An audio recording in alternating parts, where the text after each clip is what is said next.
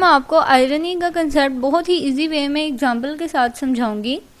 अब आयरनी जो है इसकी डेफिनेशन हम देखते हैं। बेसिकली ये एक फिगर ऑफ स्पीच है। तो यहाँ पे लिखा हुआ है the use of words to express something different और opposite from their literal meaning, यानी वो चीज़ जो कि उसका रियल मतलब ना हो लेकिन हम उसके ऑपोजिट बोल रहे हो, हमने बोलना कुछ और हो लेकिन हम उसके अगेंस्ट बोल रहे हो, ऑपोजिट बोल रहे हो। जैसे कि नेक्स्ट पर्सन वो एक्सपेक्ट ना कर रहा हो जो हम बोल रहे हो। तो एग्जांपल के थ्रू आपको समझ आ जाएगी। जैसे कि यहाँ पे लिखा हुआ है कि एक आपका कोई फ्रेंड है, वो आपको आके कहता है कि मैं फ़ेल हो गया हूँ।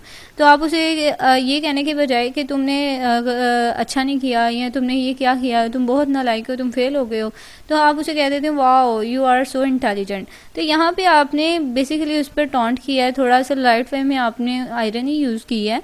तो ये था आयरनी का कंसेप्ट कि आप बोलना कुछ और होता है लेकिन आप उसके ऑपोजिट बोल रहे होते हैं ताकि नेक्स्ट पर्सन को भी फील हो जाता है कि इसने मुझे ये टॉन्ट किया या इसने आयरनी यूज़ की है।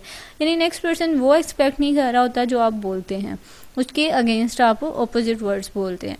तो ये आयरनी का कंसेप्ट था। इसकी आयरनी की 3 टाइप्स हैं, situational irony, dramatic irony and verbal irony, जो कि मैं आपको अलग अलग वीडियोस में समझाऊंगी। आई होप आपको इस कंसेप्ट की समझ आ गई होगी। Thank you so much for watching. अगर वीडियो अच्छी लगी तो इसे लाइक और सब्सक्राइब ज़रूर कीजिएगा।